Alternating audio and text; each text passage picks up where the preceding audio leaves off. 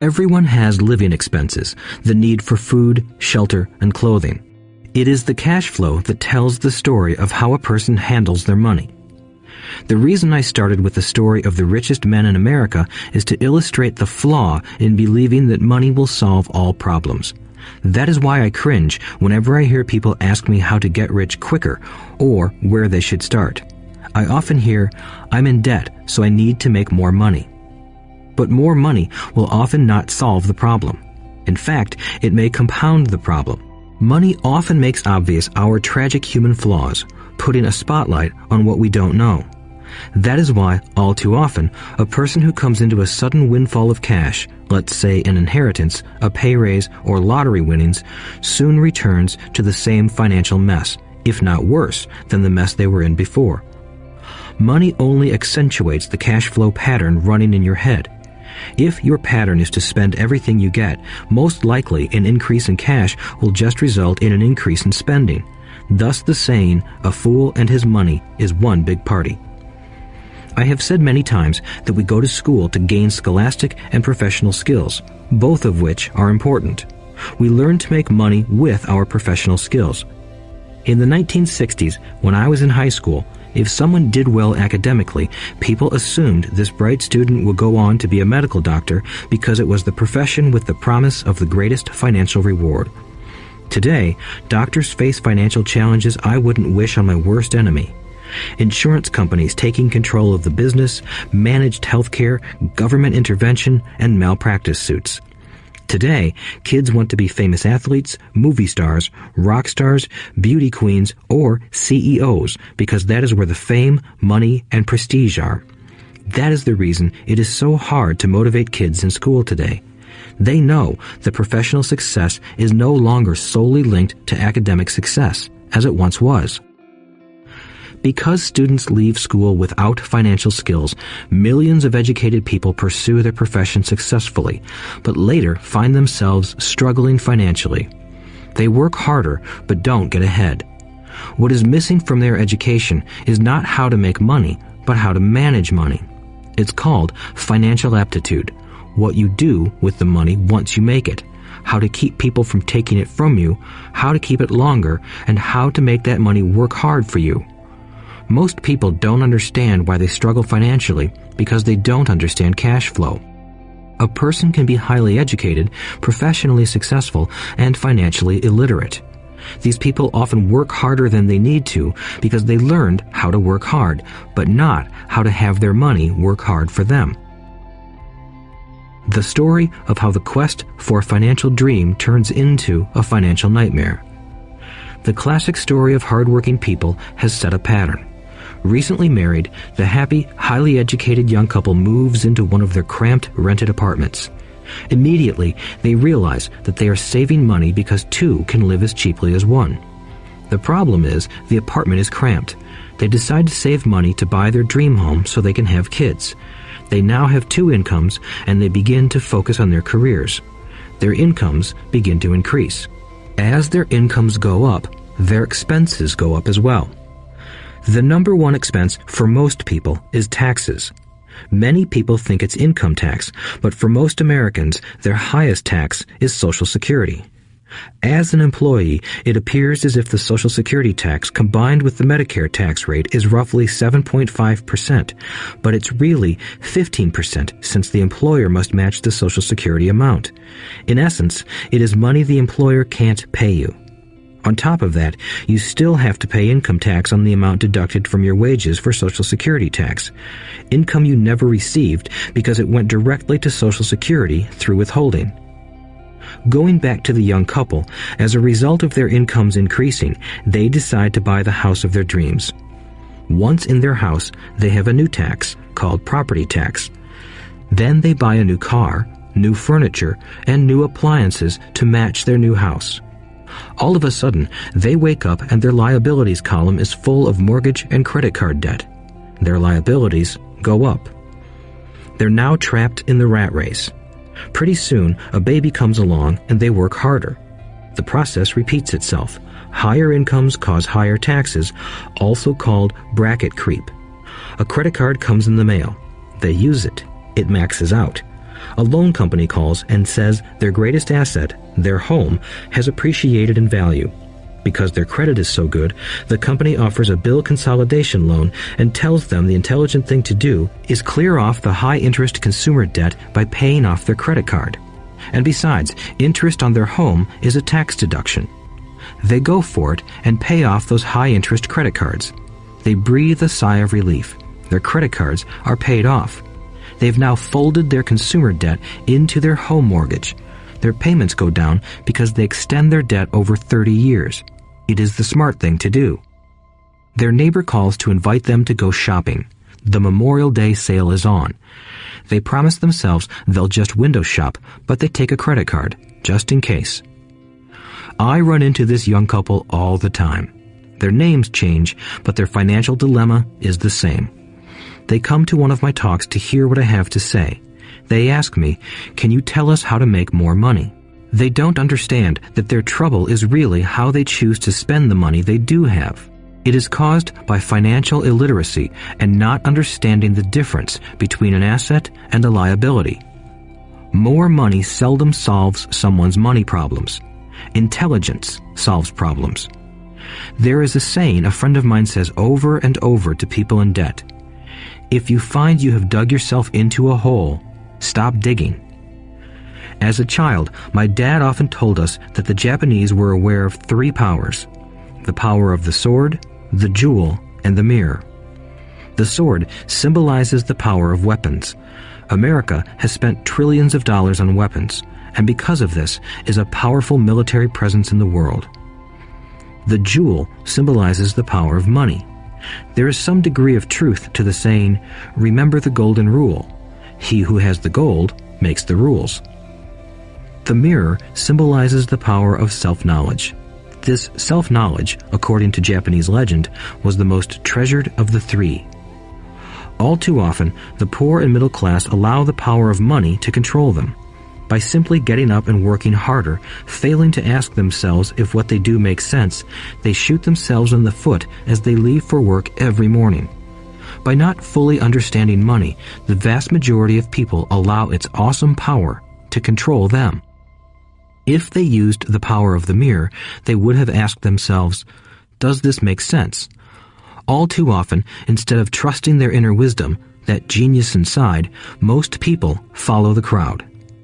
They do things because everybody else does them. They conform rather than question. Often, they mindlessly repeat what they have been told. Diversify. Your home is an asset. Your home is your biggest investment. You get a tax break for going into greater debt. Get a safe job. Don't make mistakes. Don't take risks. It is said that the fear of public speaking is a fear greater than death for most people. According to psychiatrists, the fear of public speaking is caused by the fear of ostracism, the fear of standing out, the fear of criticism, the fear of ridicule, and the fear of being an outcast. The fear of being different prevents most people from seeking new ways to solve their problems. That is why my educated dad said the Japanese valued the power of the mirror the most, for it is only when we look into it that we find truth. Fear is the main reason that people say, play it safe. That goes for anything, be it sports, relationships, careers, or money. It is that same fear, the fear of ostracism, that causes people to conform to, and not question, commonly accepted opinions or popular trends. Your home is an asset. Get a bill consolidation loan and get out of debt. Work harder. It's a promotion. Someday I'll be a vice president. Save money. When I get a raise, I'll buy us a bigger house. Mutual funds are safe. Many financial problems are caused by trying to keep up with the Joneses. Occasionally, we all need to look in the mirror and be true to our inner wisdom rather than our fears. By the time Mike and I were 16 years old, we began to have problems in school. We were not bad kids. We just began to separate from the crowd. We worked for Mike's dad after school and on weekends. Mike and I often spent hours after work just sitting at a table with his dad while he held meetings with his bankers, attorneys, accountants, brokers, investors, managers, and employees. Here was a man who had left school at 13 who was now directing, instructing, ordering, and asking questions of educated people. They came at his beck and call and cringed when he didn't approve of them. Here was a man who had not gone along with the crowd. He was a man who did his own thinking and detested the words, "We have to do it this way because that's the way everyone else does it." He also hated the word "can't." If you wanted him to do something, just say, "I don't think you can do it." Mike and I learned more sitting in on his meetings than we did in all our years of school, college included. Mike's dad was not book smart, but he was financially educated and successful as a result. He told us over and over again, an intelligent person hires people who are more intelligent than he is. So Mike and I had the benefit of spending hours listening to and learning from intelligent people. But because of this, Mike and I couldn't go along with the standard dogma our teachers preached, and that caused problems. Whenever the teacher said, "If you don't get good grades, you won't do well in the real world," Mike and I just raised our eyebrows. When we were told to follow set procedures and not deviate from the rules, we could see how school discouraged creativity. We started to understand why our rich dad told us that schools were designed to produce good employees instead of employers. Occasionally, Mike or I would ask our teachers how what we studied was applicable to the real world, or why we never studied money and how it worked. To the latter question, we often got the answer that money was not important, that if we excelled in our education, the money would follow. The more we knew about the power of money, the more distant we grew from the teachers and our classmates. My highly educated dad never pressured me about my grades, but we did begin to argue about money. By the time I was 16, I probably had a far better foundation with money than both my parents. I could keep books, I listened to tax accountants, corporate attorneys, bankers, real estate brokers, investors, and so forth. By contrast, my dad talked to other teachers. One day, my dad told me that our home was his greatest investment. A not too pleasant argument took place when I showed him why I thought a house was not a good investment. I showed him the ancillary expenses that went along with owning the home. A bigger home meant bigger expenses, and the cash flow kept going out through the expense column. Today, people still challenge me on the idea of a house not being an asset. I know that for many people, it is their dream as well as their largest investment. And owning your own home is better than nothing. I simply offer an alternative way of looking at this popular dogma. If my wife and I were to buy a bigger, flashier house, we realize it wouldn't be an asset. It would be a liability since it would take money out of our pocket. So here is the argument I put forth. I really don't expect most people to agree with it because your home is an emotional thing, and when it comes to money, high emotions tend to lower financial intelligence. I know from personal experience that money has a way of making every decision emotional. 1. When it comes to houses, most people work all their lives paying for a home they never own. In other words, most people buy a new house every few years, each time incurring a new 30-year loan to pay off the previous one. 2. Even though people receive a tax deduction for interest on mortgage payments, they pay for all their other expenses with after-tax dollars, even after they pay off their mortgage. 3. My wife's parents were shocked when the property taxes on their home increased to $1,000 a month. This was after they had retired, so the increase put a strain on their retirement budget and they felt forced to move. 4. Houses do not always go up in value. I have friends who owe $1 million for a home that today would sell for far less. 5. The greatest losses of all are those from missed opportunities. If all your money is tied up in your house, you may be forced to work harder because your money continues blowing out of the expense column instead of adding to the asset column, the classic middle-class cash flow pattern. If a young couple would put more money into their asset column early on, their later years would be easier. Their assets would have grown and would be available to help cover expenses. All too often, a house only serves as a vehicle for incurring a home equity loan to pay for mounting expenses. In summary, the end result in making a decision to own a house that is too expensive in lieu of starting an investment portfolio impacts an individual in at least the following 3 ways. 1. Loss of time during which other assets could have grown in value. 2. Loss of additional capital which could have been invested instead of paying for high-maintenance expenses related directly to the home. 3. Loss of education. Too often, people count their house and savings and retirement plans as all they have in their asset column. Because they have no money to invest, they simply don't invest. This costs them investment experience. Most never become what the investment world calls a sophisticated investor. And the best investments are usually first sold to sophisticated investors, who then turn around and sell them to the people playing it safe. I am not saying don't buy a house. What I'm saying is that you should understand the difference between an asset and a liability. When I want a bigger house, I first buy assets that will generate the cash flow to pay for the house. My educated dad's personal financial statement best demonstrates the life of someone caught in the rat race. His expenses match his income, never allowing him enough left over to invest in assets.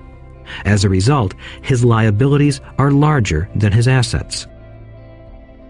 Why the rich get richer. A review of my rich dad's financial statement shows why the rich get richer. The asset column generates more than enough income to cover expenses, with the balance reinvested into the asset column. The asset column continues to grow, and therefore, the income it produces grows with it. The result is that the rich get richer. Why the middle class struggle. The middle class finds itself in a constant state of financial struggle. Their primary income is through their salary. As their wages increase, so do their taxes. Their expenses tend to increase in proportion to their salary increase, hence the phrase, the rat race. They treat their home as their primary asset instead of investing in income-producing assets. This pattern of treating your home as an investment and the philosophy that a pay raise means you can buy a larger home or spend more is the foundation of today's debt-ridden society. Increased spending throws families into greater debt and into more financial uncertainty, even though they may be advancing in their jobs and receiving raises on a regular basis. This is high-risk living caused by weak financial education. The massive loss of jobs in recent times proves how shaky the middle class really is financially. Company pension plans are being replaced by 401k plans. Social Security is obviously in trouble and can't be relied upon as a source for retirement. Panic has set in for the middle class.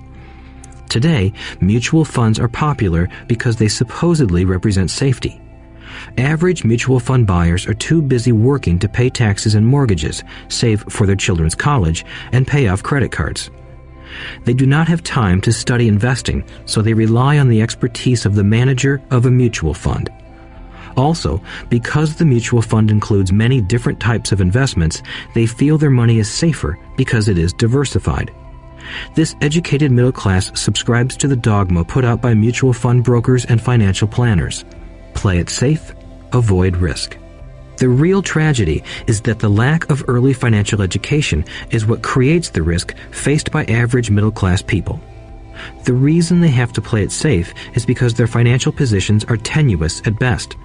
Their balance sheets are not balanced. Instead, they are loaded with liabilities and have no real assets that generate income. Typically, their only source of income is their paycheck. Their livelihood becomes entirely dependent on their employer. So when genuine deals of a lifetime come along, these people can't take advantage of them because they are working so hard, are taxed to the max, and are loaded with debt. As I said at the start of this section, the most important rule is to know the difference between an asset and a liability. Once you understand the difference, concentrate your efforts on buying income-generating assets.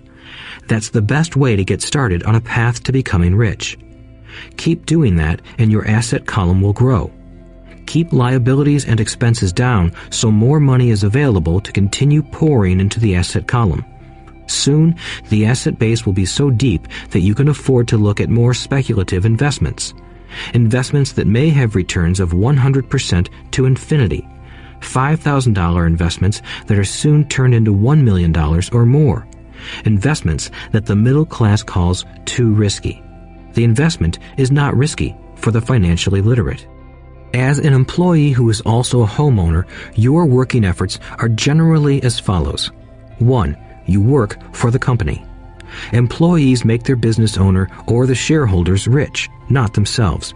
Your efforts and success will help provide for the owner's success and retirement. 2. You work for the government. The government takes its share from your paycheck before you even see it. By working harder, you simply increase the amount of taxes taken by the government. Most people work from January to May just for the government. 3. You work for the bank.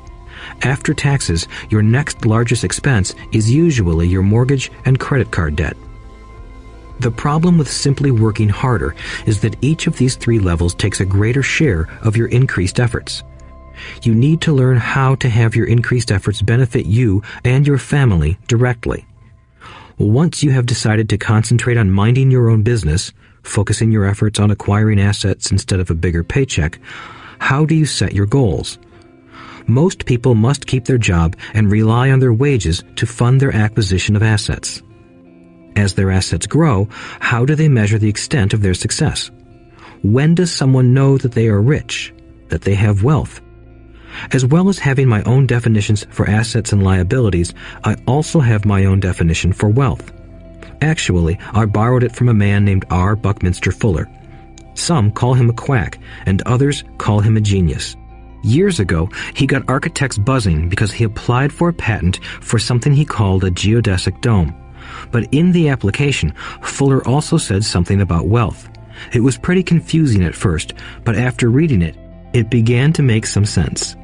Wealth is a person's ability to survive so many number of days forward, or, if I stopped working today, how long could I survive? Unlike net worth, the difference between your assets and liabilities, which is often filled with a person's expensive junk and opinions of what things are worth, this definition creates the possibility for developing a truly accurate measurement. I could now measure and know where I was in terms of my goal to become financially independent.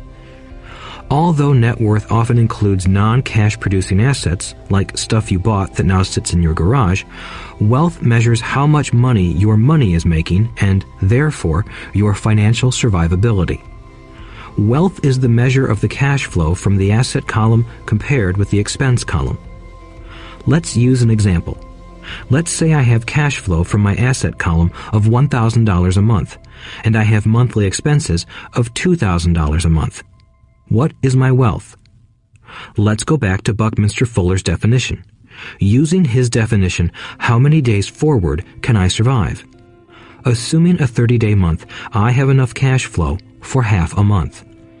When I achieve $2,000 a month cash flow from my assets, then I will be wealthy. So, while I'm not yet rich, I am wealthy. I now have income generated from assets each month that fully cover my monthly expenses. If I want to increase my expenses, I first must increase my cash flow to maintain this level of wealth. Also note that it is at this point that I'm no longer dependent on my wages. I have focused on and been successful in building an asset column that has made me financially independent. If I quit my job today, I would be able to cover my monthly expenses with the cash flow from my assets. My next goal would be to have the excess cash flow from my assets reinvested into the asset column. The more money that goes into my asset column, the more my asset column grows. The more my assets grow, the more my cash flow grows. And as long as I keep my expenses less than the cash flow from these assets, I grow richer with more and more income from sources other than my physical labor. As this reinvestment process continues, I am well on my way to becoming rich. Just remember this simple observation. The rich buy assets. The poor only have expenses. The middle class buy liabilities they think are assets. So how do I start minding my own business? What is the answer? Listen to the founder of McDonald's in the next chapter. Chapter 3. Lesson 3. Mind your own business. The rich focus on their asset columns while everyone else focuses on their income statements. In 1974, Ray Kroc, the founder of McDonald's, was asked to speak to the MBA class at the University of Texas at Austin. A friend of mine was a student in that MBA class. After a powerful and inspiring talk, the class adjourned and the students asked Ray if he would join them at their favorite hangout to have a few beers. Ray graciously accepted. "What business am I in?" Ray asked once the group had all their beers in hand. Everyone laughed, my friend said. Most of the MBA students thought Ray was just fooling around. No one answered, so Ray asked again. "What business do you think I'm in?" The students laughed again, and finally one brave soul yelled out, "Ray, who in the world doesn't know that you're in the hamburger business?" Ray chuckled. "That's what I thought you would say." He paused and then quickly added, "Ladies and gentlemen, I'm not in the hamburger business. My business is real estate." As my friend tells the story, Ray spent a good amount of time explaining his viewpoint. In his business plan, Ray knew that the primary business focus was to sell hamburger franchises, but what he never lost sight of was the location of each franchise. He knew that the land and its location were the most significant factors in the success of each franchise. Basically, the person who bought the franchise was also buying the real estate under the franchise for Ray Kroc's organization. Today, McDonald's is the largest single owner of real estate in the world, owning even more than the Catholic Church. McDonald's owns some of the most valuable intersections and street corners in America and around the globe. My friend considers this as one of the most important lessons in his life. Today, he owns car washes, but his business is the real estate under those car washes.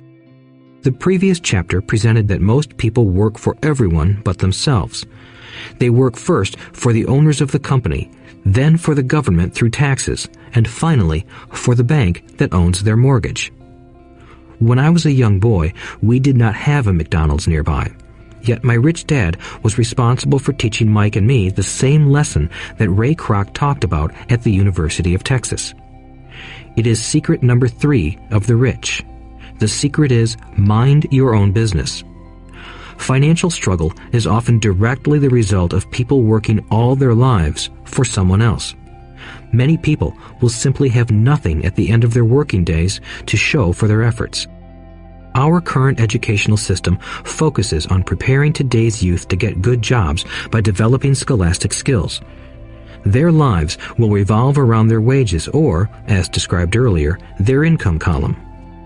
Many will study further to become engineers, scientists, cooks, police officers, artists, writers, and so on.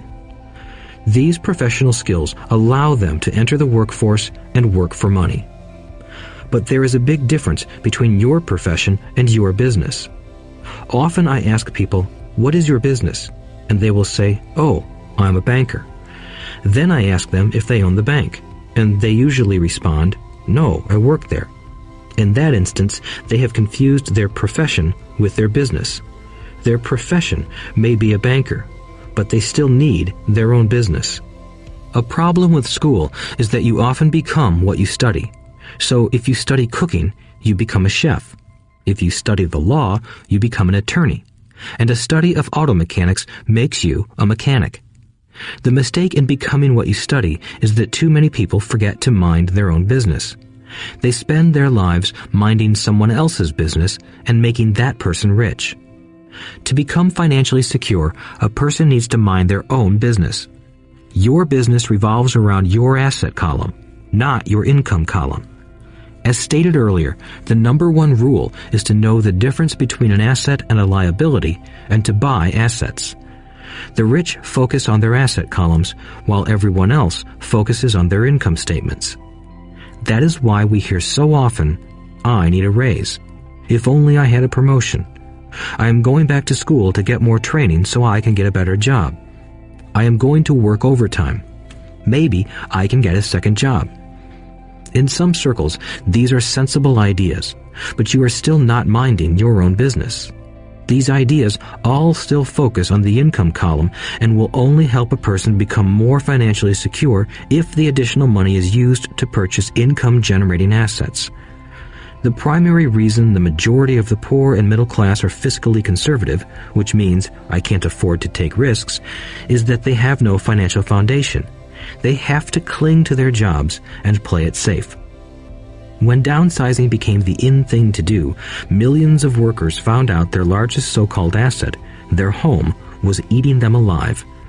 Their asset was costing them money every month. Their car, another asset, was eating them alive. The golf clubs in the garage that cost $1,000 were not worth $1,000 anymore. Without job security, they had nothing to fall back on. What they thought were assets could not help them survive in a time of financial crisis. I assume most of us have filled out a credit application to buy a house or a car. It's always interesting to look at the net worth section because of what accepted banking and accounting practices allow a person to count as assets.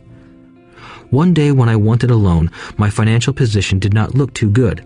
So I added my new golf clubs, my art collection, books, electronics, Armani suits, wristwatches, shoes, and other personal effects to boost the number in the asset column. But I was turned down because I had too much investment real estate. The loan committee didn't like that I made so much money from rent. They wanted to know why I did not have a normal job with a salary. They did not question the Armani suits, golf clubs, or art collection. Life is sometimes tough when you do not fit the standard profile. I cringe every time I hear someone say to me that their net worth is $1 million or $100,000 or whatever. One of the main reasons net worth is not accurate is simply because the moment you begin selling your assets, you are taxed for any gains. So many people have put themselves in deep financial trouble when they run short of income. To raise cash, they sell their assets. But their personal assets can generally be sold for only a fraction of the value that is listed on their personal balance sheet. Or, if there is a gain on the sale of the assets, they are taxed on the gain. So again, the government takes its share, thus reducing the amount available to help them out of debt. That is why I say someone's net worth is often worth less than they think. Start minding your own business. Keep your daytime job, but start buying real assets, not liabilities or personal effects that have no real value once you get them home. A new car loses nearly 25% of the price you pay for it the moment you drive it off the lot. It is not a true asset even if your banker lets you list it as one. My $400 new titanium driver was worth $150 the moment I teed off. Keep expenses low. Reduce liabilities, and diligently build a base of solid assets. For young people who have not yet left home, it is important for parents to teach them the difference between an asset and a liability. Get them to start building a solid asset column before they leave home, get married, buy a house, have kids, and get stuck in a risky financial position, clinging to a job and buying everything on credit. I see so many young couples who get married and trap themselves into a lifestyle that will not let them get out of debt for most of their working years. For many people, just as the last child leaves home, the parents realize they have not adequately prepared for retirement and they begin to scramble to put some money away.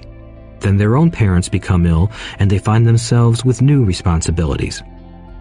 So what kind of assets am I suggesting that you or your children acquire?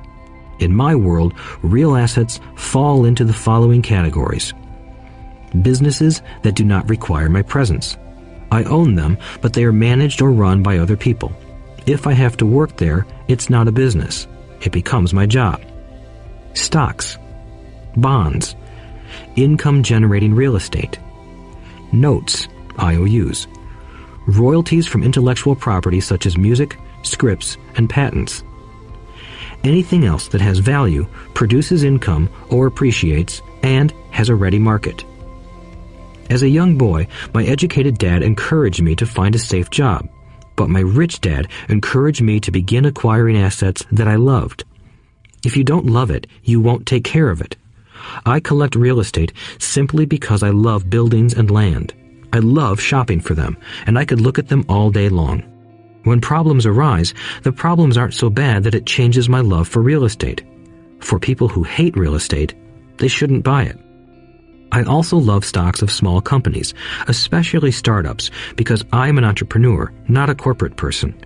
In my early years, I worked in large organizations such as Standard Oil of California, the U.S. Marine Corps, and Xerox Corporation. I enjoyed my time with those organizations and have fond memories, but I know deep down I am not a company man. I like starting companies, not running them.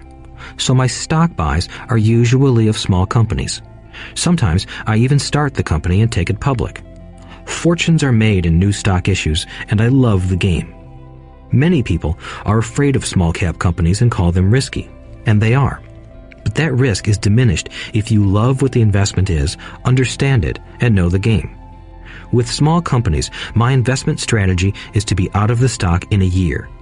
On the other hand, my real estate strategy is to start small and keep trading up for bigger properties, and, therefore, delay paying taxes on the gain. This allows the value to increase dramatically. I generally hold real estate less than 7 years. For years, even while I was with the Marine Corps and Xerox, I did what my rich dad recommended. I kept my day job, but I still minded my own business. I was active in my asset column trading real estate and small stocks. Rich Dad always stressed the importance of financial literacy.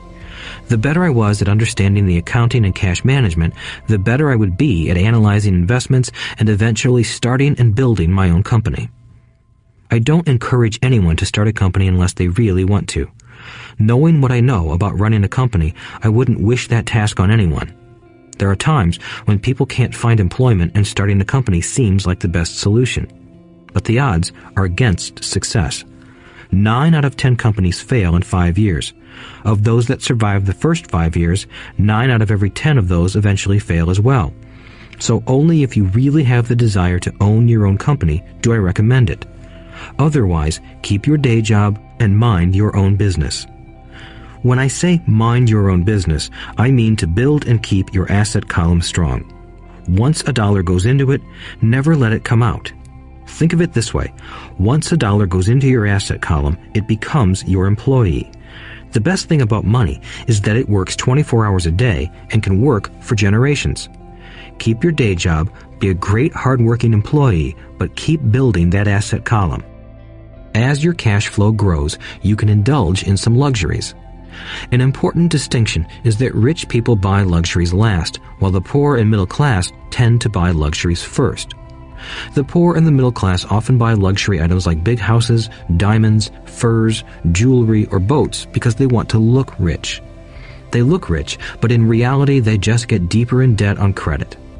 The old money people, the long-term rich, build their asset column first. Then the income generated from the asset column buys their luxuries. The poor and middle class buy luxuries with their own sweat, blood, and children's inheritance. A true luxury is a reward for investing in and developing a real asset. For example, when my wife Kim and I had extra money coming from our apartment houses, she went out and bought her Mercedes. It didn't take any extra work or risk on her part because the apartment house bought the car.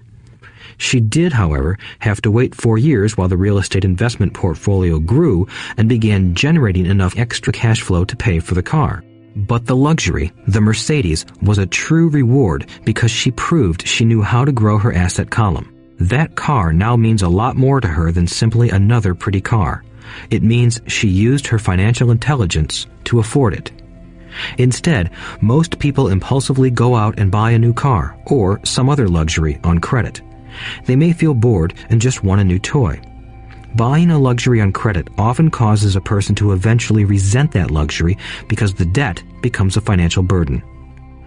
After you've taken the time and invested in and built your own business, you are now ready to learn the biggest secret of the rich, the secret that puts the rich way ahead of the pack. Chapter 4. Lesson 4. The History of Taxes and the Power of Corporations. My rich dad just played the game smart, and he did it through corporations, the biggest secret of the rich. I remember in school being told the story of Robin Hood and his merry men. My teacher thought it was a wonderful story of a romantic hero who robbed from the rich and gave to the poor.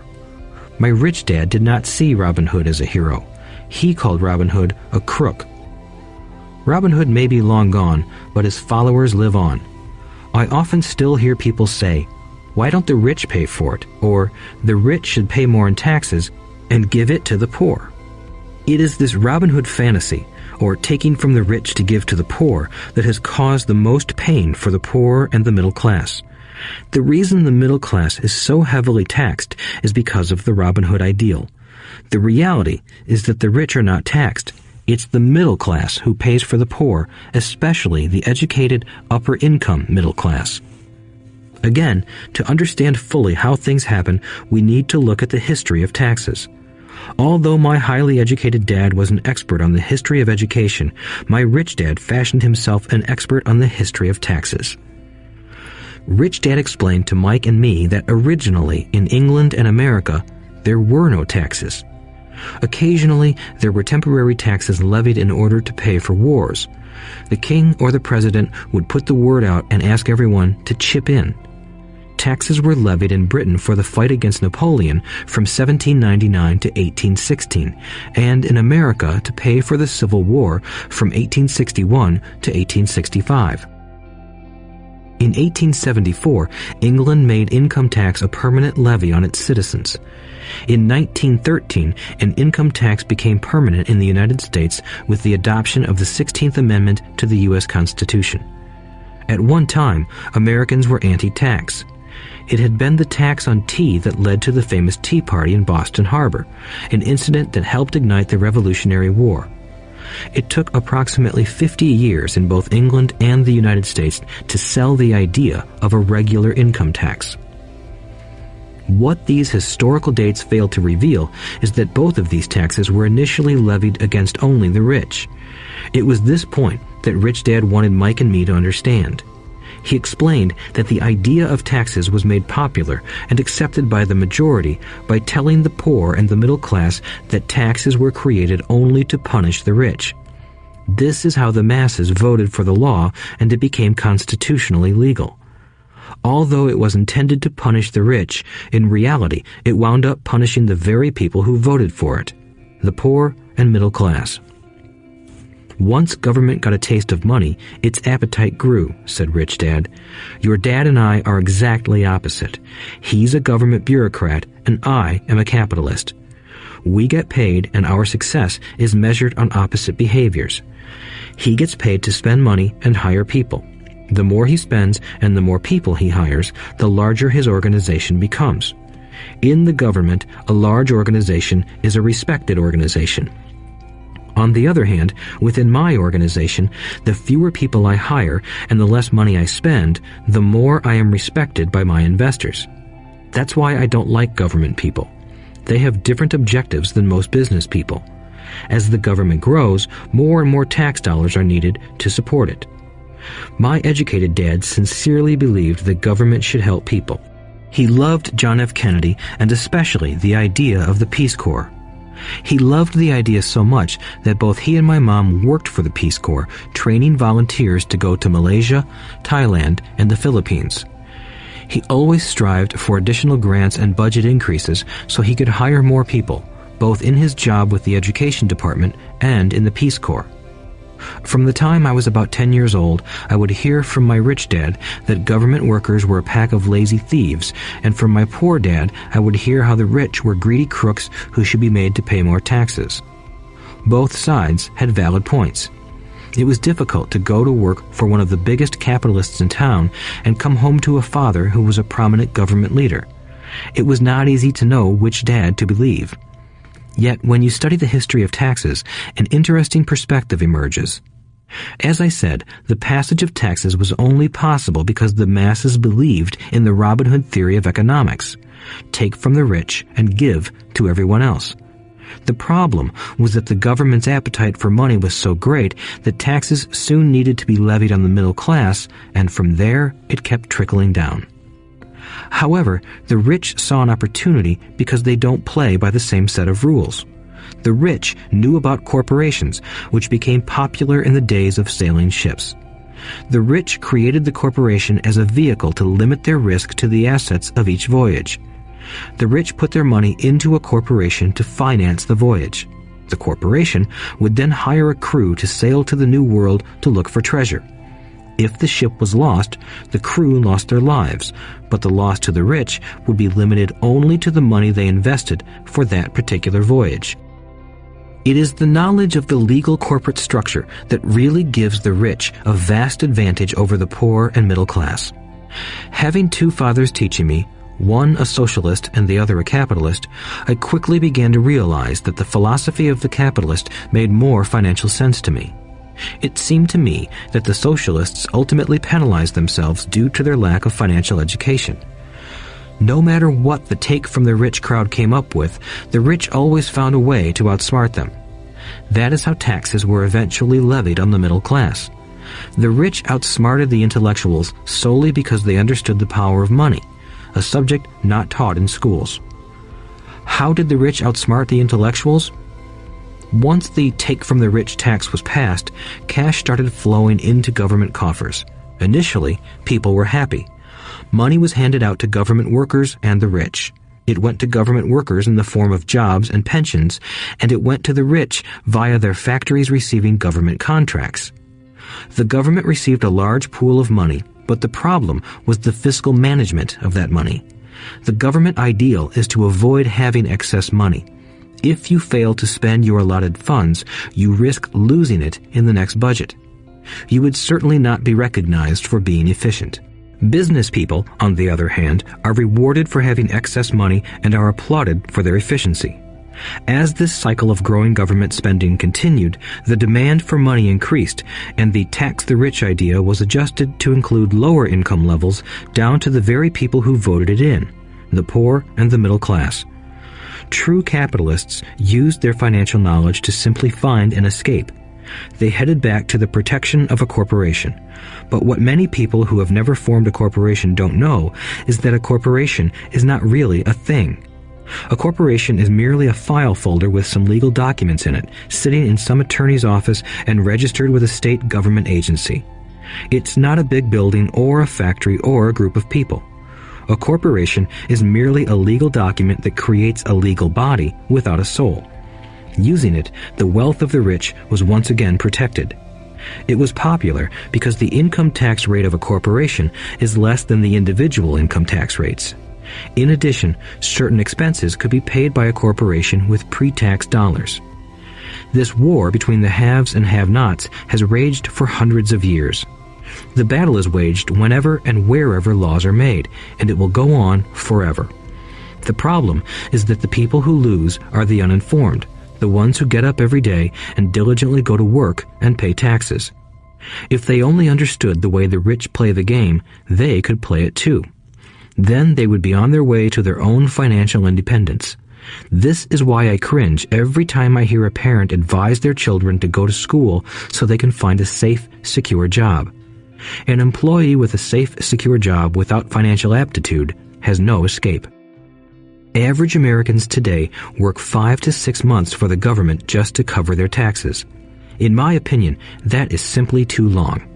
The harder you work, the more you pay the government. That is why I believe that the idea of take from the rich backfired on the very people who voted it in. Every time people try to punish the rich don't simply comply. They react. They have the money, power, and intent to change things. They don't just sit there and voluntarily pay more taxes.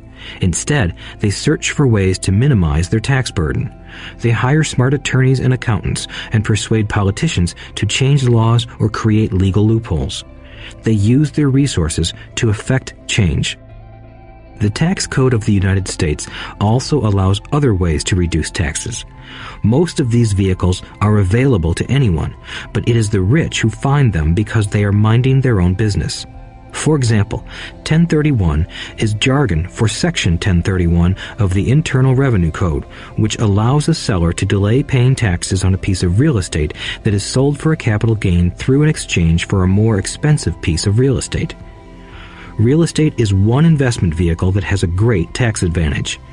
As long as you keep trading up in value, you will not be taxed on the gains until you liquidate. People who don't take advantage of these legal tax savings are missing a great opportunity to build their asset columns. The poor and middle class don't have the same resources. They sit there and let the government's needles enter their arm and allow the blood donation to begin. Today, I am constantly shocked at the number of people who pay more taxes or take fewer deductions simply because they are afraid of the government. I have friends who have had their businesses shut down and destroyed, only to find out it was a mistake on the part of the government. I realize all that, but the price of working from January to May is a high price to pay for that intimidation. My poor dad never fought back. My rich dad didn't either. He just played the game smarter, and he did it through corporations, the biggest secret of the rich. You may remember the first lesson I learned from my rich dad. I was a little boy of 9 who had to sit and wait for him to choose to talk to me. I sat in his office waiting for him to get to me. He was ignoring me on purpose. He wanted me to recognize his power and to desire to have that power for myself one day. During all the years I studied and learned from him, he always reminded me that knowledge is power. And with money comes great power that requires the right knowledge to keep it and make it multiply. Without that knowledge, the world pushes you around. Rich Dad constantly reminded Mike and me that the biggest bully was not the boss or the supervisor, but the tax man. The tax man will always take more if you let him. The first lesson of having money work for you, as opposed to you working for money, is all about power. If you work for money, you give the power to your employer. If money works for you, you keep the power and control it. Once we had this knowledge of the power of money working for us, he wanted us to be financially smart and not let anyone or anything push us around. If you're ignorant, it's easy to be bullied. If you know what you're talking about, you have a fighting chance. That is why he paid so much for smart tax accountants and attorneys. It was less expensive to pay them than to pay the government. His best lesson to me was, be smart and you won't be pushed around as much. He knew the law because he was a law-abiding citizen and because it was expensive to not know the law. If you know you're right, you're not afraid of fighting back, even if you are taking on Robin Hood and his band of merry men. My highly educated dad always encouraged me to land a good job with a strong corporation. He spoke of the virtues of working your way up the corporate ladder. He didn't understand that by relying solely on a paycheck from a corporate employer, I would be a docile cow ready for milking. When I told my rich dad of my father's advice, he only chuckled. "Why not own the ladder?" was all he said. As a young boy, I did not understand what Rich Dad meant by owning my own corporation. It was an idea that seemed impossible and intimidating. Although I was excited by the idea, my inexperience wouldn't let me envision the possibility that grown-ups would someday work for a company I would own. The point is that, if not for my rich dad, I would have probably followed my educated dad's advice. It was merely the occasional reminder of my rich dad that kept the idea of owning my own corporation alive and kept me on a different path. By the time I was 15 or 16, I knew I wasn't going to continue down the path my educated dad recommended. I didn't know how I was going to do it, but I was determined not to head in the direction most of my classmates were heading. That decision changed my life. It was not until my mid-20s that my rich dad's advice began to make more sense to me. I was just out of the Marine Corps and working for Xerox. I was making a lot of money, but every time I looked at my paycheck, I was disappointed. The deductions were so large, and the more I worked, the greater they became. As I became more successful, my bosses talked about promotions and raises. It was flattering, but I could hear my rich dad asking in my ear, "Who are you working for? Who are you making rich?" In 1974, while still an employee for Xerox, I formed my first corporation and began minding my own business. There were already a few assets in my asset column, but now I was determined to focus on making it bigger. Those paychecks, with all the deductions, made all the years of my rich dad's advice make total sense. I could see the future if I followed my educated dad's advice. Many employers feel that advising their workers to mind their own business is bad for business. But for me, focusing on my own business and developing assets made me a better employee because I now had a purpose. I came in early and worked diligently, amassing as much money as possible so I could invest in real estate. Hawaii was just set to boom, and there were fortunes to be made. The more I realized that we were in the beginning stages of a boom, the more Xerox machines I sold. The more I sold, the more money I made, and, of course, the more deductions came out of my paycheck. It was inspiring. I wanted out of the employee trap so badly that I worked even harder so I could invest more. By 1978, I was consistently one of the top 5 salespeople at the company. I badly wanted out of the rat race. In less than 3 years, I was making more in my real estate holding corporation than I was making at Xerox, and the money I was making in my asset column in my own corporation was money working for me, not me pounding on doors selling copiers. My rich dad's advice made much more sense. Soon, the cash flow for my properties were so strong that my company bought me my first Porsche. My fellow Xerox salespeople thought I was spending my commissions. I wasn't. I was investing my commissions in assets. My money was working hard to make more money. Each dollar in my asset column was a great employee, working hard to make more employees and buy the boss a new Porsche with before-tax dollars. I began to work harder for Xerox. The plan was working, and my Porsche was the proof. By using the lessons I learned from my rich dad, I was able to get out of the proverbial rat race at an early age. It was made possible because of the strong financial knowledge I had acquired through Rich Dad's lessons. Without this financial knowledge, which I call financial intelligence or financial IQ, my road to financial independence would have been much more difficult. I now teach others in the hope that I may share my knowledge with them. I remind people that financial IQ is made up of knowledge from 4 broad areas of expertise. 1. Accounting. Accounting is financial literacy or the ability to read numbers. This is a vital skill if you want to build an empire. The more money you are responsible for, the more accuracy is required, or the house comes tumbling down. This is the left brain side, or the details. Financial literacy is the ability to read and understand financial statements, which allows you to identify the strengths and weaknesses of any business. 2. Investing. Investing is the science of money making money. This involves strategies and formulas which use the creative right brain side. 3. Understanding markets. Understanding markets is the science of supply and demand. You need to know the technical aspects of the market, which are emotion-driven, in addition to the fundamental or economic aspects of an investment. Does an investment make sense or does it not make sense based on current market conditions? 4. The law. A corporation wrapped around the technical skills of accounting, investing, and markets can contribute to explosive growth.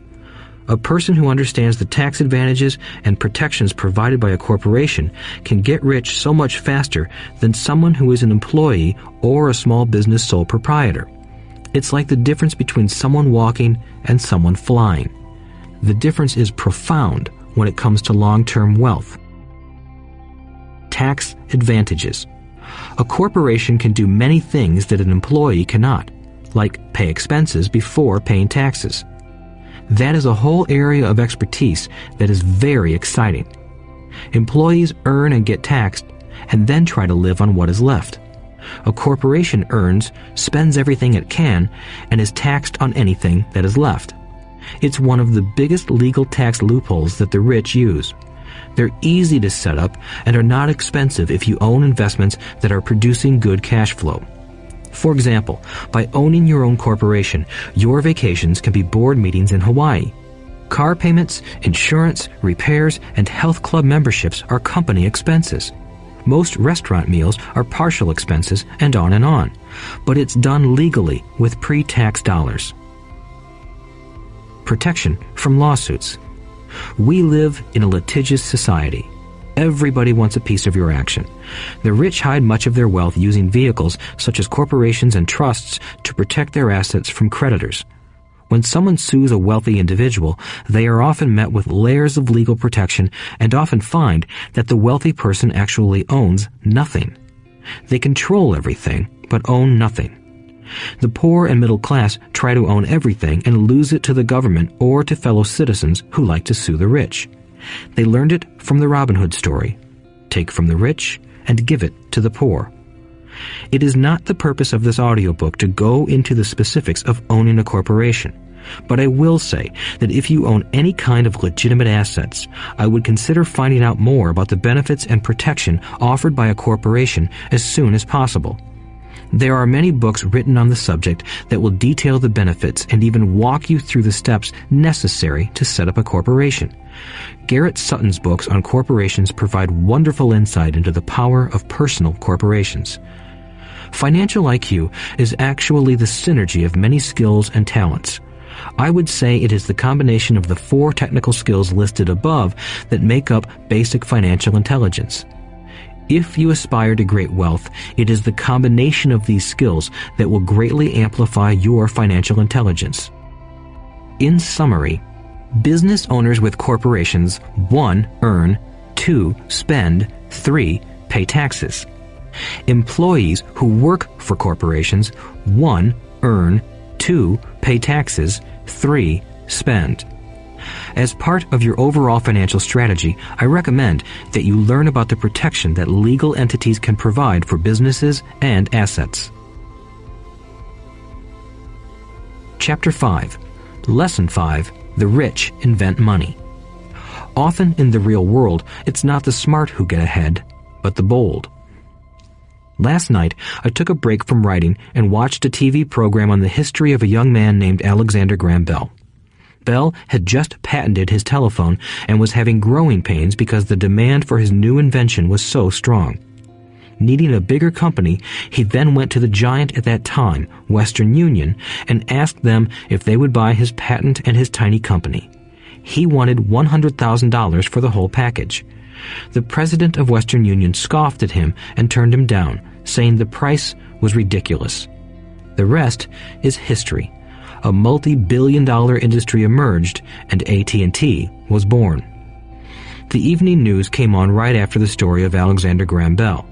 On the news was a story of another downsizing at a local company. The workers were angry and complained that the company ownership was unfair. A terminated manager of about 45 years of age had his wife and 2 babies at the plant and was begging the guards to let him talk to the owners to ask if they would reconsider his termination. He had just bought a house and was afraid of losing it. The camera focused in on his pleading for all the world to see. Needless to say, it held my attention. I have been teaching professionally since 1984. It has been a great experience and a rewarding one. It is also a disturbing profession, for I have taught thousands of individuals and I see one thing in common in all of us, myself included. We all have tremendous potential, and we all are blessed with gifts. Yet the one thing that holds all of us back is some degree of self-doubt. It is not so much the lack of technical information that holds us back, but more the lack of self-confidence. Some are more affected than others. Once we leave school, most of us know that it is not so much a matter of college degrees or good grades that count. In the real world, outside of academics, something more than just grades is required. I have heard it called many things: guts, chutzpah, balls, audacity, bravado, cunning, daring, tenacity, and brilliance. This factor, whatever it is labeled, ultimately decides one's future much more than school grades do. Inside each of us is one of these brave, brilliant, and daring characters. There is also the flip side of that character, people who could get down on their knees and beg if necessary. After a year in Vietnam as a Marine Corps pilot, I got to know both of those characters inside of me intimately. One is not better than the other. Yet, as a teacher, I recognized that it was excessive fear and self-doubt that were the greatest detractors of personal genius. It broke my heart to see students know the answers, yet lack the courage to act on the answer. Often in the real world, it's not the smart who get ahead, but the bold. In my personal experience, your financial genius requires both technical knowledge as well as courage. If fear is too strong, the genius is suppressed. In my classes, I strongly urge students to learn to take risks, to be bold, and to let their genius convert that fear into power and brilliance. It works for some and just terrifies others. I have come to realize that for most people, when it comes to the subject of money, they would rather play it safe. I have had to field questions such as, why take risks? Why should I bother developing my financial IQ? Why should I become financially literate? And I answer, just to have more options. There are huge changes up ahead. In the coming years, there will be more people just like the young inventor Alexander Graham Bell. There will be 100 people like Bill Gates and hugely successful companies like Microsoft created every year all over the world. And there will also be many more bankruptcies, layoffs, and downsizings. So why bother developing your financial IQ? No one can answer that but you. Yet I can tell you why I myself do it. I do it because it is the most exciting time to be alive. I'd rather be welcoming change than dreading change. I'd rather be excited about making millions than worrying about not getting a raise. This period we are in now is a most exciting time, unprecedented in our world's history. Generations from now, people will look back at this period of time and remark at what an exciting era it must have been. It was the death of the old and birth of the new. It was full of turmoil, and it was exciting. So why bother developing your financial IQ? Because if you do, you will prosper greatly. And if you don't, this period of time will be a frightening one. It will be a time of watching some people move boldly forward while others cling to worn-out life preservers. Land was wealth 300 years ago, so the person who owned the land owned the wealth. Later, wealth was in factories and production, and America rose to dominance. The industrialist owned the wealth. Today, wealth is in information, and the person who has the most timely information owns the wealth. The problem is that information flies around the world at the speed of light. The new wealth cannot be contained by boundaries and borders as land and factories were. The changes will be faster and more dramatic. There will be a dramatic increase in the number of new multimillionaires. There also will be those who are left behind. I find so many people struggling today, often working harder, simply because they cling to old ideas. They want things to be the way they were, and they resist change. I know people who are losing their jobs or their houses, and they blame technology or the economy or their boss. Sadly, they fail to realize that they might be the problem. Old ideas are their biggest liability. It is a liability simply because they fail to realize that while that idea or way of doing something was an asset yesterday, yesterday is gone. One afternoon, I was teaching how to invest using a board game I had invented, Cash Flow, as a teaching tool. A friend had brought someone along to attend the class. This friend of a friend was recently divorced, had been badly burned in the divorce settlement, and was now searching for some answers. Her friend thought the class might help. The game was designed to help people learn how money works. In playing the game, they learn about the interaction of the income statement with the balance sheet. They learn how cash flows between the two and how the road to wealth is through striving to increase your monthly cash flow from the asset column to the point that it exceeds your monthly expenses. Once you accomplish this, you are able to get out of the rat race and out onto the fast track. As I have said, some people hate the game, some love it, and others miss the point. This woman missed a valuable opportunity to learn something. In the opening round, she drew a doodad card with the boat on it. At first, she was happy. "Oh, I've got a boat." Then, as her friend tried to explain how the numbers worked on her income statement and balance sheet, she got frustrated because she had never liked math. The rest of her table waited while her friend continued explaining the relationship between the income statement, balance sheet, and monthly cash flow. Suddenly, when she realized how the numbers worked, it dawned on her that her boat was eating her alive. Later on in the game, she was also downsized and had a child. It was a horrible game for her. After the class, her friend came by and told me that she was upset. She had come to the class to learn about investing and did not like the idea that it took so long to play a silly game. Her friend attempted to tell her to look within herself to see if the game reflected her in any way. With that suggestion, the woman demanded her money back. She said that the very idea that a game could be a reflection of her was ridiculous. Her money was promptly refunded, and she left. Since 1984, I have made millions simply by doing what the school system does not do. In school, most teachers lecture. I hated lectures as a student. I was soon bored, and my mind would drift. In 1984, I began teaching via games and simulations, and I still rely on these tools today. I always encourage adult students to look at games as reflecting back to them what they know and what they need to learn. Most importantly, games reflect behavior. They are instant feedback systems. Instead of the teacher lecturing you, the game is giving you a personalized lecture, one that is custom-made just for you. The friend of the woman who left later called to give me an update. She said her friend was fine and had calmed down. In her cooling-off period, she could see some slight relationship between the game and her life. Although she and her husband did not own a boat, they did own everything else imaginable. She was angry after their divorce, both because he had run off with a younger woman and because, after 20 years of marriage, they had accumulated little in the way of assets. There was virtually nothing for them to split. Their 20 years of married life had been incredible fun, but all they had accumulated was a ton of doodads. She realized that her anger at doing the numbers, the income statement and balance sheet, came from her embarrassment about not understanding them. She believed that finances were the man's job. She maintained the house and did the entertaining, and he handled the finances. She was now quite certain that in the last 5 years of their marriage, he had hidden money from her. She was angry at herself for not being more aware of where the money was going, as well as for not knowing about the other woman. Just like a board game, the world is always providing us with instant feedback. We could learn a lot if we tuned in more. One day, not long ago, I complained to my wife that the cleaners must have shrunk my pants.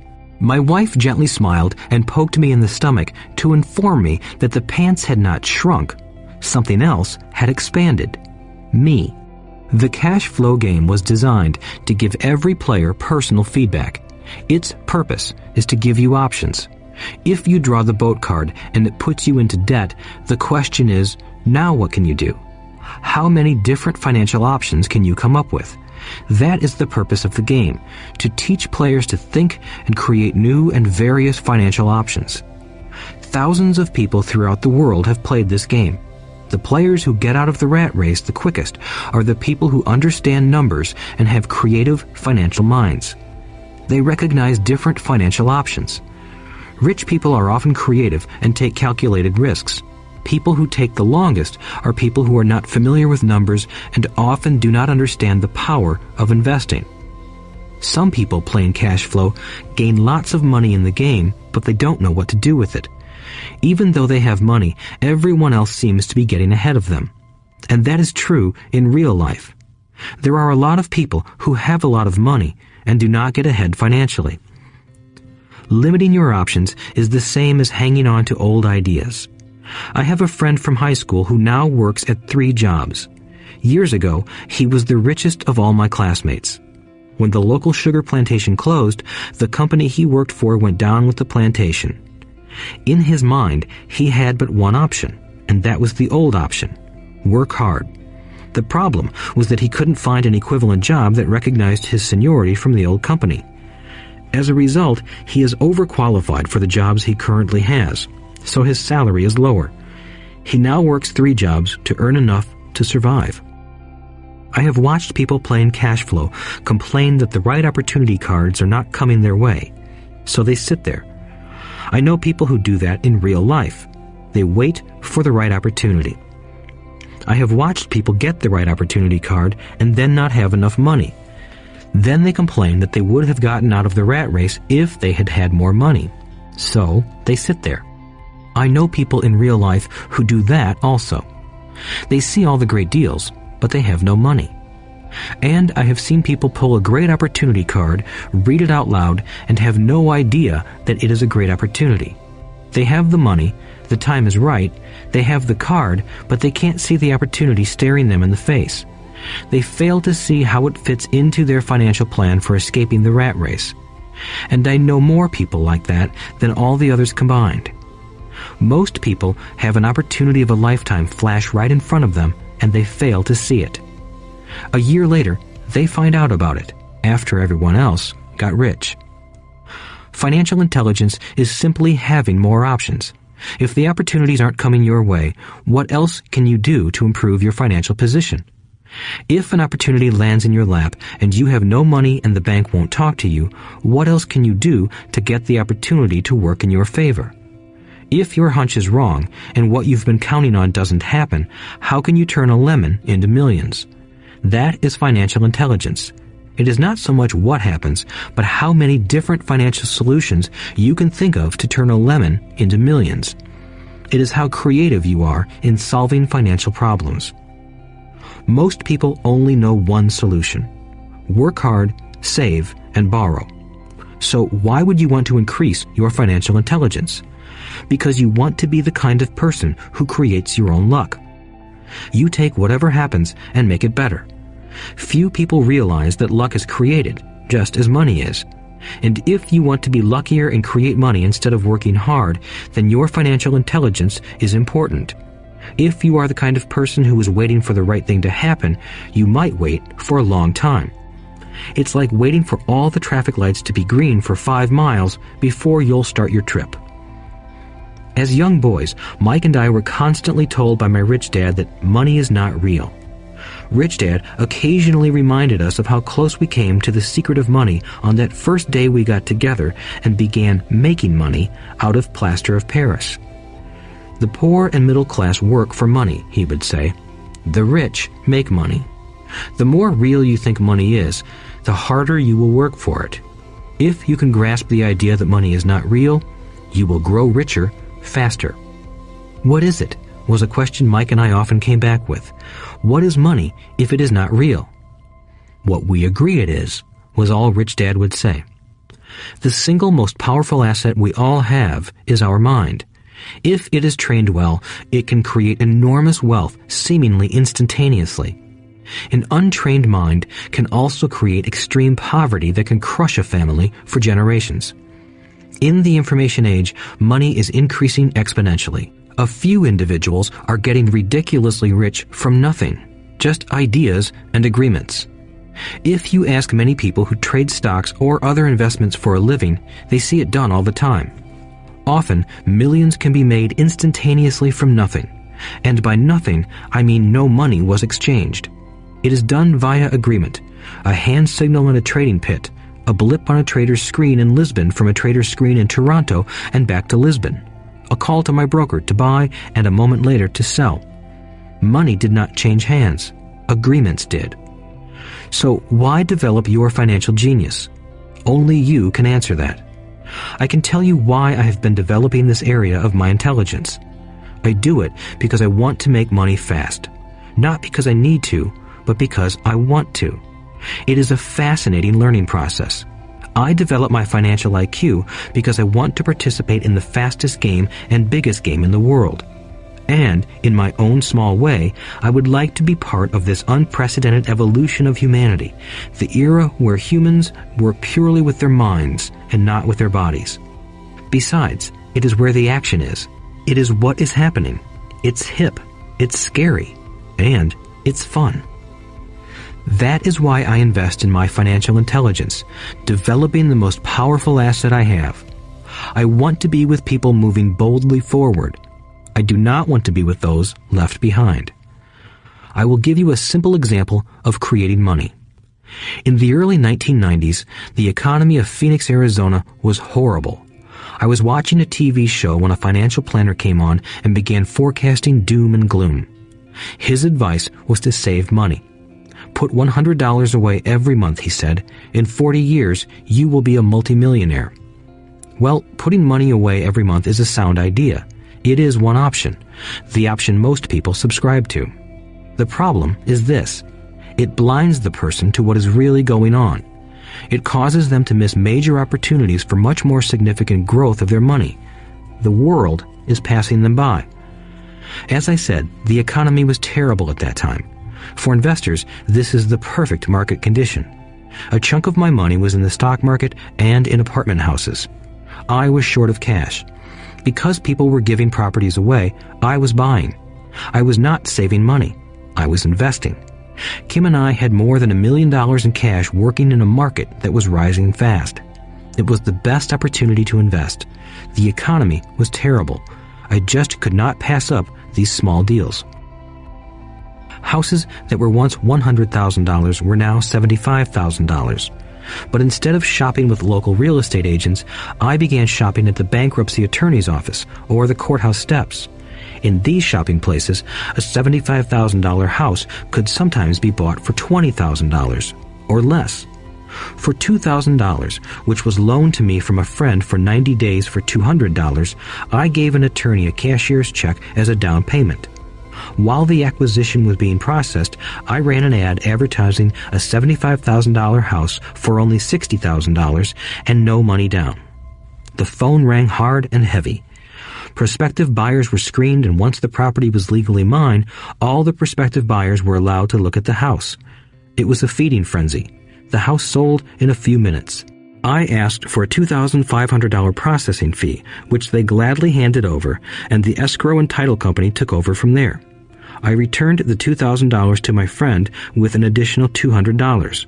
He was happy, the home buyer was happy, the attorney was happy, and I was happy.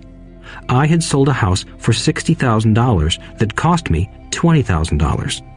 The $40,000 was created from money in my asset column in the form of a promissory note from the buyer.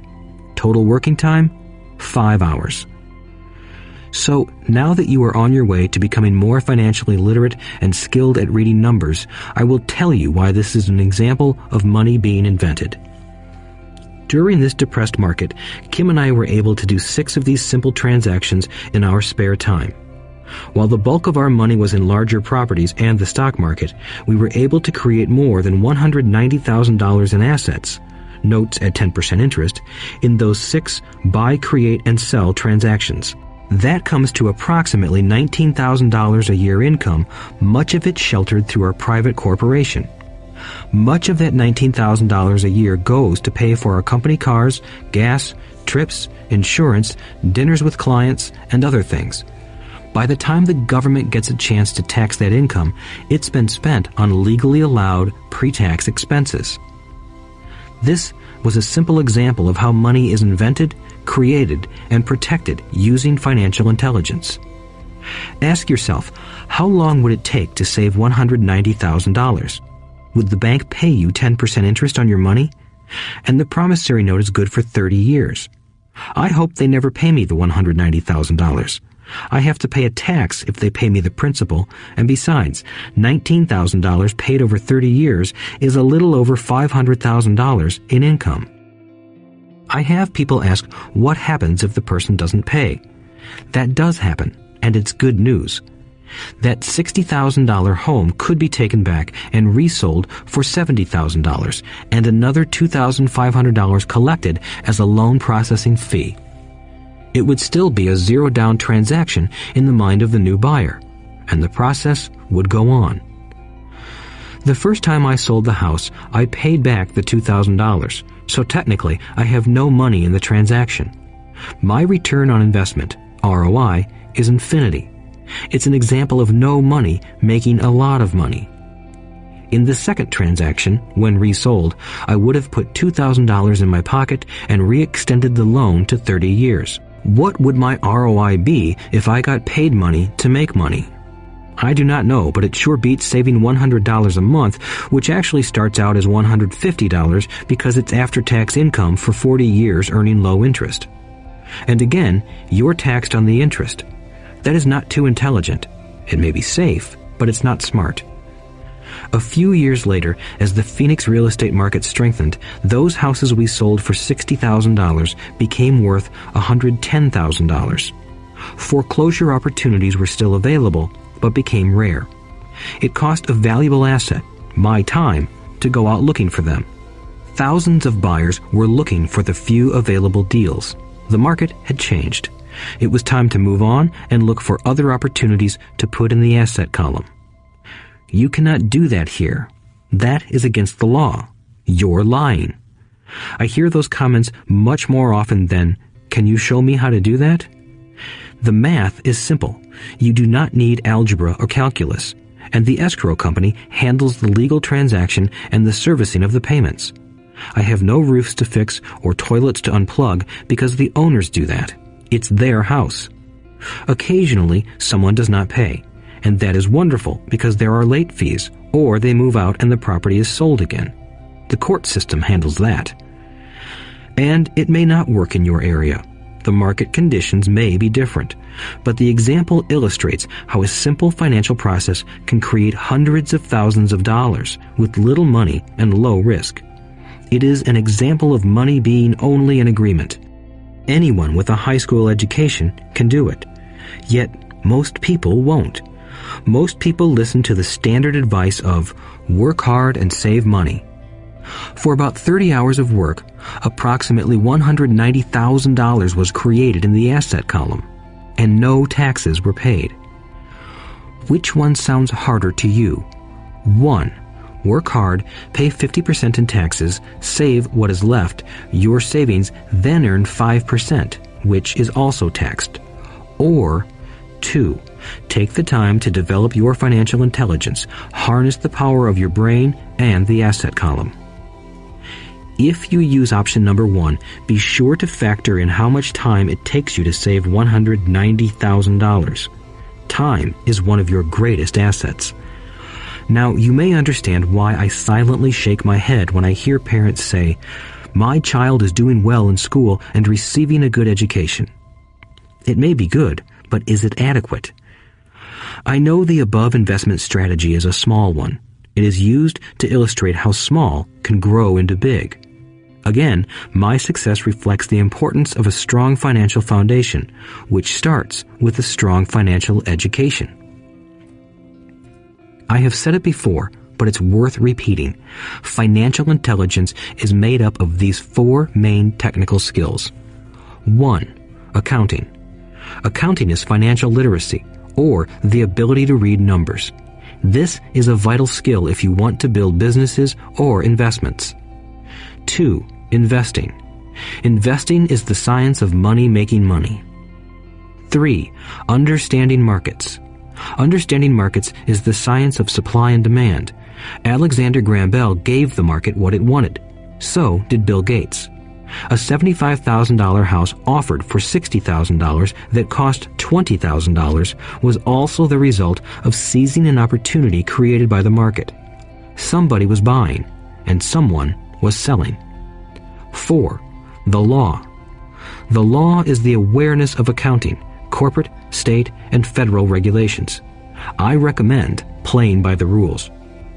It is this basic foundation, or the combination of these skills, that is needed to be successful in the pursuit of wealth, whether it be through the buying of small homes, apartment buildings, companies, stocks, bonds, precious metals, baseball cards, or the like. A few years later, the real estate market rebounded and everyone else was getting in. The stock market was booming and everyone was getting in. The U.S. economy was getting back on its feet. I began selling and was now traveling to Peru, Norway, Malaysia, and the Philippines. The investment landscape had changed. We were no longer buying real estate. Now I just watch the values climb inside the asset column and will probably begin selling. I suspect that some of those 6 little house deals will sell and the $40,000 note will be converted to cash. I need to call my accountant to be prepared for cash and seek ways to shelter it. The point I would like to make is that investments come and go. The market goes up and comes down. Economies improve and crash. The world is always handing you opportunities of a lifetime, every day of your life, but all too often we fail to see them. But they are there.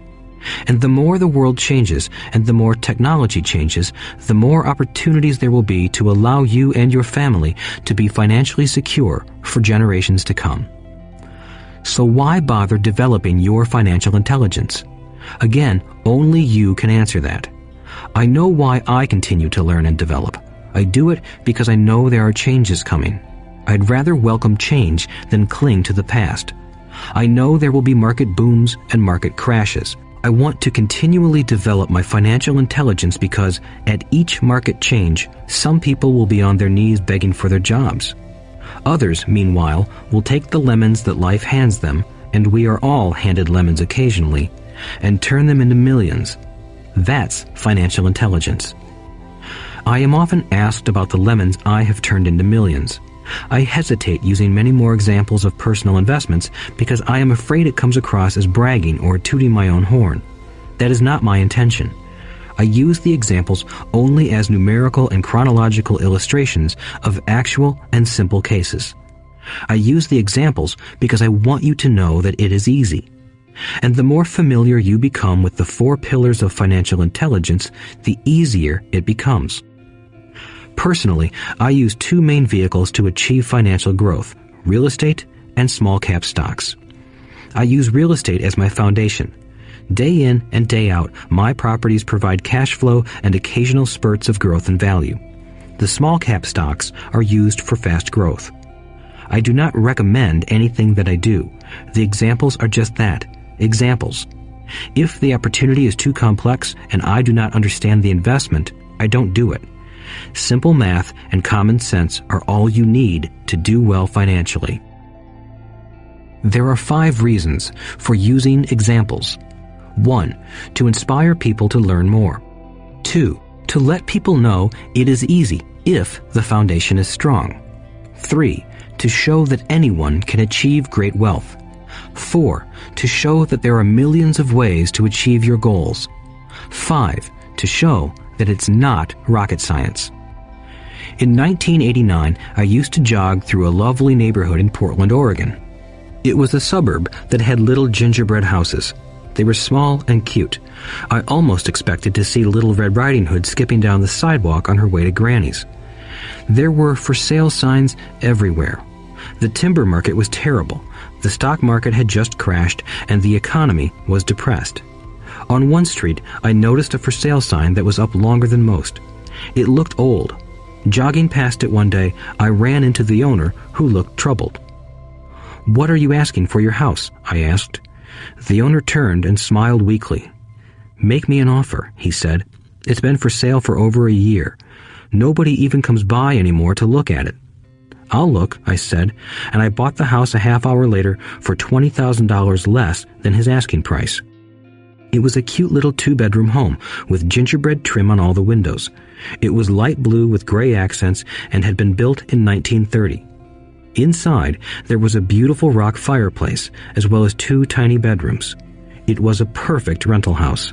I gave the owner $5,000 down for a $45,000 house that was really worth $65,000, except that no one wanted to buy it. The owner moved out in a week, happy to be free, and my first tenant moved in, a local college professor. After the mortgage, expenses, and management fees were paid, I put a little less than $40 in my pocket at the end of each month. Hardly exciting. A year later, the depressed Oregon real estate market had begun to pick up. California investors, flush with money from their still booming real estate market, were moving north and buying up Oregon and Washington. I sold that little house for $95,000 to a young couple from California who thought it was a bargain. My capital gains of approximately $40,000 were placed into a 1031 tax-deferred exchange, and I went shopping for a place to put my money.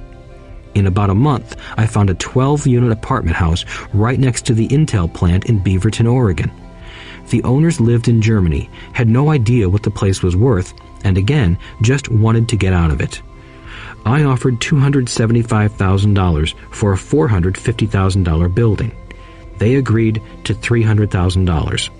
I bought it and held it for 2 years. Utilizing the same 1031 exchange process, we sold the building for $495,000 and bought a 30-unit apartment building in Phoenix, Arizona.